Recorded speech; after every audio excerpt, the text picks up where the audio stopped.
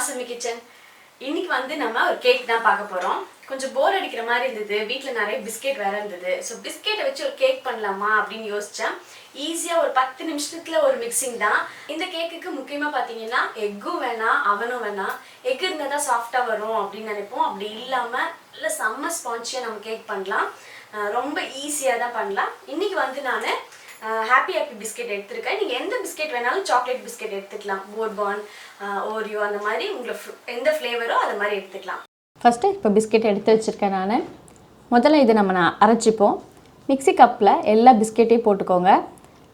Biscuit வந்து நல்ல சாஃப்டாக இந்த அளவுக்கு அரைச்சி எடுத்துக்கணும். கொஞ்சம் கூட எந்த கட்டியும் இல்லாமல் அரைச்சி எடுத்துக்கணும். இப்போ இதை ஒரு பெரிய பவுலில் நம்ம அரைச்ச பிஸ்கெட்டை சேர்த்துக்கலாம். இது கூடவே உருக்குன வெண்ணெய் சேர்த்துக்கிறேன். 1 டேபிள் ஸ்பூன் அளவுக்கு சேர்த்துக்கிறேன். வெண்ணெய் சேர்த்திங்கன்னா ஃப்ளேவரும் நல்லாயிருக்கும், சாஃப்டாக இருக்கும். கூடவே 1/4 teaspoon baking powder, 1/4 teaspoon baking soda, ரெண்டுத்தையும் நல்லா அது கூட சேர்த்து கையாலே நல்லா கலந்து விட்டுக்கலாம்.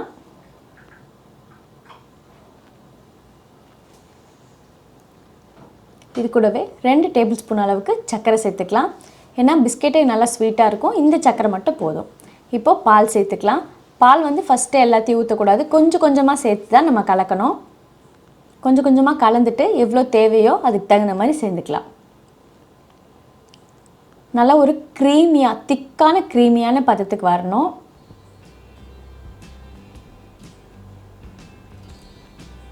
இப்போ இன்னும் கொஞ்சம் கூட சேர்த்துக்கலாம். இப்போ நல்லா எல்லாத்தையும் சேர்த்துட்டு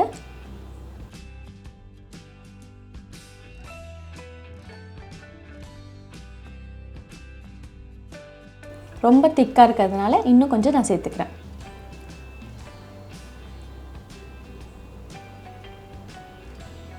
இப்போ இதை எல்லாத்தையும் ஒன்று சேர கலந்துக்கலாம். இப்போது கேக் பேட்டர் ரெடி ஆகிடுது. இந்த அளவுக்கு திக்காக இருக்கணும். இப்போது கேக் டின்னில் வந்து நம்ம பட்டர் வந்து நல்லா ஸ்ப்ரெட் பண்ணிடலாம் எல்லா இடத்துலையும். அப்போ தான் கேக் வந்து நீங்கள் எந்த அளவுக்கு ஊற்றுறீங்களோ அப்போ அடியில் வந்து தீயாமல் இருக்கும்.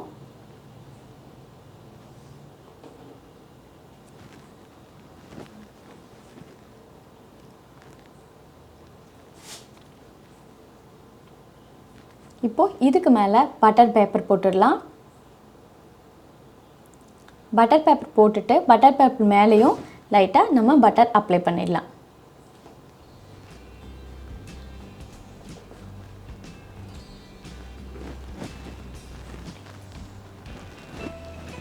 இப்போது நம்ம கேக் பேட்டரை இதில் ஊற்றிடலாம்.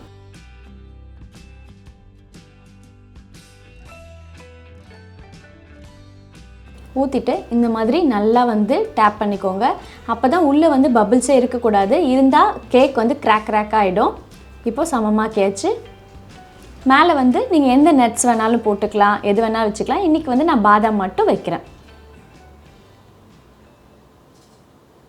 இப்போ நம்மளுக்கு கேக் பேட்டர் ரெடி ஆகிட்டு நம்ம அந்த டின்னில் நல்லா அழகாக ஊற்றிட்டோம். நான் முன்னாடியே வந்து குக்கரை பேன் வந்து ஒரு 10 நிமிஷத்துக்கு முன்னாடி நல்லா சூடு பண்ணிட்டேன். அதில் ஒரு ஸ்டாண்டு போட்டு வச்சுருக்கேன். இப்போ நம்ம கேக் டின்னை அதில் வச்சிடலாம். இப்போது பேன் நல்லா சூடாக இருக்குது. உங்களுக்கு வேணும்னா அடியில் வந்து உப்பு கூட நீங்கள் போட்டுக்கலாம். இப்படியே வச்சாலும் நல்லா பேக் ஆகிடும் உங்களுக்கு. இப்போ இதை மூடிடலாம். மூடிட்டு இந்த ஹோலையும் நம்ம வந்து க்ளோஸ் பண்ணிடலாம். ஒரு பேப்பர் வச்சு நான் மூடிடுறேன். இது 30லேருந்து 40 நிமிஷம் நல்லா பேக் ஆகட்டும். இப்போது திறந்து பார்த்துடலாம். கேக் வந்து சூப்பராக ரெடி ஆகிடுது. ஒரு வந்து நைஃபோ இல்லை வந்து ஒரு டூத் பிக்கோ வச்சு இந்த மாதிரி பாருங்கள். ஒட்டாமல் வந்துடுச்சுன்னா நம்மளோட கேக் வந்து ரெடி. பாருங்கள், சூப்பராக வந்துடுச்சு. கேக் ரெடி ஆகிடுது.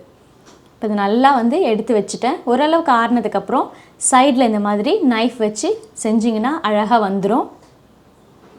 இதுவே கேக் கொஞ்சம் சூடாக தான் இருக்குது. இப்போ இது ஒரு பிளேட்டில் வந்து நம்ம மாற்றிக்கலாம்.